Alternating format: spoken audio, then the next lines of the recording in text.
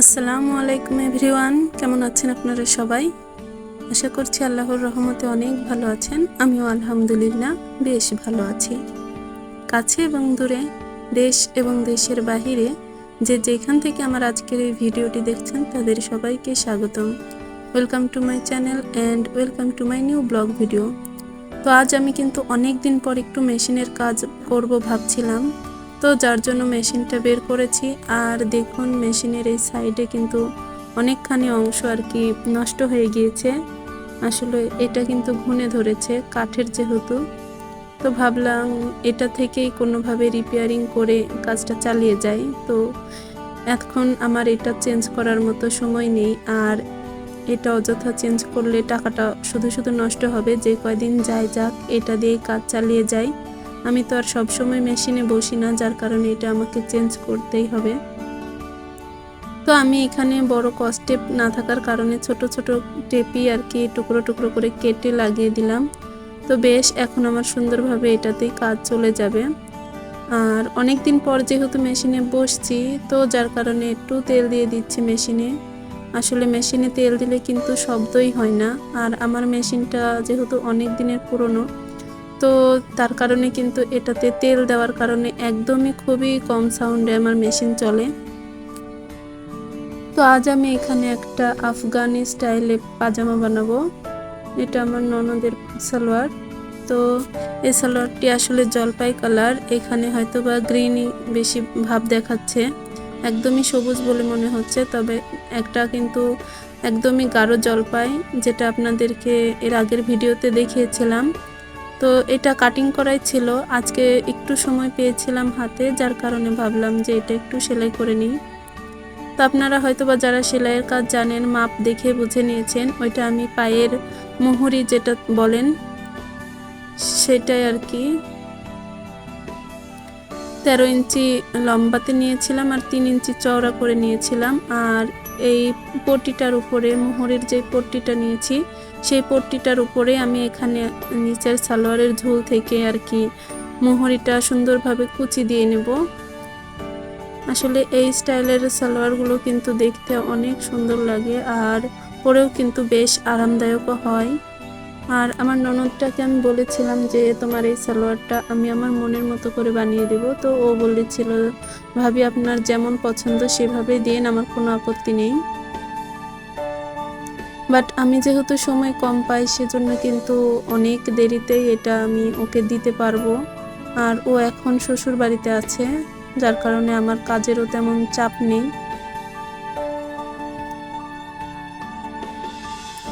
তো দেখুন কুচি দিয়ে আমি মোহরির এক পাশটা সেলাই করেছি, আর আরেক পাশটা কিন্তু আমি ক্যামেরা অন করার আগেই করেছিলাম। আসলে সব কিছু কিন্তু একবারে ভিডিও করলে ভিডিওটি অনেক লং হয়ে যায়, যার কারণে আমি এখানে অল্প সামান্যই করে দেখাচ্ছি। আর এরপর পট্টিটা উল্টো পাশ থেকে নিয়ে এসে সোজা পৃষ্ঠায় আর কি সোজা পার্টের উপরে রেখে সুন্দরভাবে ভাঁজ করে দিলেই হয়ে যাবে। তো ভিডিওটির এই পর্যন্ত যারা দেখেছেন তাদের কাছে আমার একটাই অনুরোধ, প্লিজ ভিডিওটিতে একটা লাইক দিয়ে দিবেন, আর কেমন লাগলো তা কমেন্ট করে জানাবেন। ভিডিওটির কোথাও যদি কোনো অংশ ভালো লেগে থাকে তবে প্লিজ আমার পাশে বন্ধু হয়ে থেকে যাবেন, আর আমার চ্যানেলটিতে সাবস্ক্রাইব করে রাখবেন। আর যারা এতক্ষণে কাজটি করে রেখেছেন তাদেরকে অসংখ্য ধন্যবাদ। তো দেখুন ঠিক সেমভাবে কিন্তু আমি অপর পাশের আর কি মোহরিটাও সুন্দরভাবে সেলাই করে নিচ্ছি।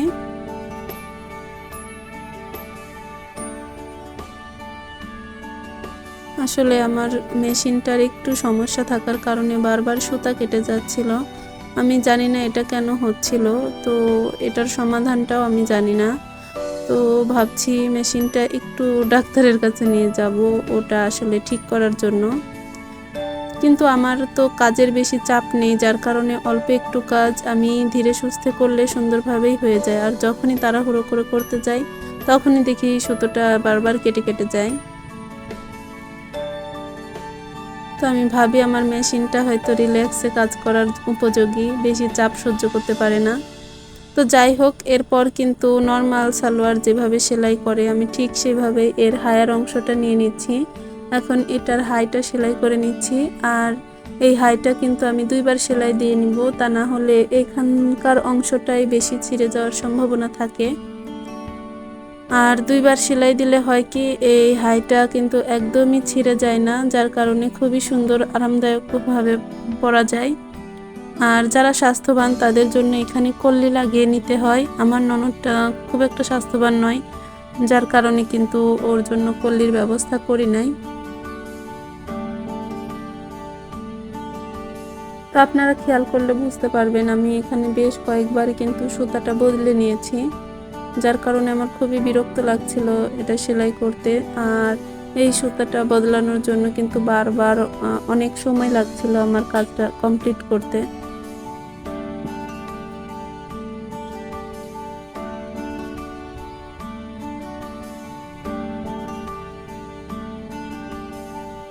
এখানে আমি কিছু বলে রাখতে চাই, আমি চাই আমার মতো যারা মেয়েরা আছেন ঘরে বসে কোনো টাকা আয় করতে চান তারা প্লিজ এই সেলাইয়ের কাজটা শিখে নেবেন আর একটা কম দামি সেলাই মেশিন কিনে নিতে পারেন। আসলে কি এই কাজটা কিন্তু ঘরে বসে বেশ সুন্দরভাবে আপনি আপনার সময় সুযোগ বুঝে করে নিতে পারেন। যখন দেখবেন আপনার সংসারের কাজ বেশি তখন এটা বন্ধ রাখবেন, আর যখন দেখবেন সংসারের সব কাজকর্ম সারা শুয়ে বসে সময় কাটতেছে না তখন কিন্তু ঘরে বসে টুকটাক আপনি আপনার নিজের ড্রেস প্লাস আপনার যদি ঘরে বেবি থাকে বেবি, মা, শাশুড়ি, ননদ, আত্মীয় স্বজন যে যাই থাকুক তাদেরগুলো একটু বানিয়ে দিলেন, দেখলেন আপনার হাতে দুটো পয়সাও চলে আসলো আর সময়টাও বেশ সুন্দর চলে গেল। অযথা শুধু শুধু বসে সময় নষ্ট না করে আমি বলবো আপনারা সংসারের পাশাপাশি যে কোনো একটা দিক খুঁজে নিন, সেটা আপনাকেই খুঁজে নিতে হবে, বেছে নিতে হবে। আপনি যেই কাজটা ভালো পারেন সেই কাজটাই বেছে নেবেন। আপনাকে যে এই মেশিনের কাজটাই করতে হবে তা না, এখন মেয়েরা কিন্তু হাতের তৈরি অনেক কাজ করতে পারে, যেমন কুরুশের কাজ করেও অনেক লাভবান হওয়া যায়। তারপর মনে করুন হাতের সেলাইয়ের কাজ, ডিজাইনের কাজ করেও অনেক কাজ করা যায়। তারপরে এখন দেখি অনেক মেয়েরা নারী উদ্যোক্তা হয়েছেন কাঁথা সেলাইয়ের মাধ্যমে। তো আমার মনে হয় গ্রামে যারা শুধু শুধু সময় নষ্ট করছেন তারা এই কাঁথা কিংবা সেলাইয়ের কাজ শুরু করতে পারেন, কিংবা রং তুলি দিয়েও যে কোনো কাজ করতে পারেন। আসলে এখন হ্যান্ড পেন্টিংটা খুবই ভালো চলছে, তো এই হ্যান্ড পেন্টিংয়ের কাজ শিখে কিন্তু আপনারা বেশ সুন্দরভাবে কাজ করে নিতে পারেন। আসলে একটা কাজ কিন্তু শুরুর দিকে ভালো হবে না জানি, তো কাজটা ধরে রাখতে হবে। আর এখানে কিন্তু একদমই ধৈর্য হারা হলে চলবে না, খুব ভালো মতো ধৈর্য সহকারে করতে হবে, তাহলে আপনি সফলতার মুখ দেখতে পাবেন। তো ধৈর্য হারা না হয়ে আই থিঙ্ক আপনারা যদি একটার কাজের পেছনে লেগে থাকেন তাহলে অবশ্যই আপনারা সাকসেসফুল হবেন। আর আমার এই ভিডিওটিতে যদি কারো উপকারে আসে তো সে কিন্তু প্লিজ কমেন্ট করে জানাবেন। তো আমার দেখুন আপনাদের সঙ্গে কথা বলতে বলতে আমি এখানে হাইটাও সেলাই করে নিয়েছি, আর সালোয়ারের যে ফাড়ার দিকটা থাকে সেটাও সেলাই করে নিয়েছি। এখন শুধু ইলাস্টিকের ঘরটা সেলাই করে নিলেই হয়ে যাবে। আর এখানে আমি চিকন ইলাস্টিক ব্যবহার করব, যার কারণে আগে ইলাস্টিকের ঘরটা করে নিচ্ছি। যদি মোটা ইলাস্টিক ব্যবহার করতাম তাহলে কিন্তু অবশ্যই আমি ইলাস্টিক সহকারে লাগিয়ে দিতাম। তো এখন আমার ঘরে ইলাস্টিক না থাকার কারণে আমি এই চিকনটা দিয়ে কাজ চালিয়ে দেব। তো দেখুন আমি বেশ সুন্দর করে 2টা ঘর করে নিয়েছি, এই 2টাতে ইলাস্টিক লাগিয়ে দিলেই এখন আমার সালোয়ারটি রেডি। তো অনেকই বকবক করলাম, ভিডিওটির কোথাও কোনো অংশে যদি ভুল বলে থাকি তবে প্লিজ ক্ষমার দৃষ্টিতে দেখবেন, কারণ মানুষ মাত্রই ভুল হতে পারে, এটাই স্বাভাবিক। আর ভুল শুধরে দেওয়াটাই মানুষের কাজ। তো আপনারা প্লিজ আমার ভুলগুলো ধরে দিবেন যাতে নেক্সট ভিডিওতে ভুলগুলো কম হয়। আর এ পর্যন্ত যারা আমার ভিডিওটি দেখেছেন তাদেরকে অসংখ্য ধন্যবাদ। আর যদি তারা এখনো লাইক দিয়ে না থাকেন তবে প্লিজ লাইকটা এখন দিয়ে দিবেন, আচ্ছা? কারণ আপনাদের একটা লাইক আমাদের মতো নতুন নতুন কন্টেন্ট ক্রিয়েটরদের জন্য অনেক প্রয়োজন। তো দেখুন আমার একটা সালোয়ারের 2 মুহুরি কত সুন্দর হয়েছে। ডিজাইনটা আপনাদের দেখানোর জন্য আমি বিছানায় চলে এসেছি, কারণ মেশিনের উপর ভালোভাবে রাখতে পারছিলাম না, আর বিছানা থেকে বেশ সুন্দরভাবে এটা বোঝা যাচ্ছিল। তো আজকের ভিডিওতে অনেক কথা বললাম, আর এরপর আমার পরবর্তী ভিডিও আসবে, আশা করছি আপনারা দেখবেন। সেই পর্যন্ত ভালো থাকবেন আপনারা সবাই। আল্লাহ হাফেজ। আসসালামু আলাইকুম।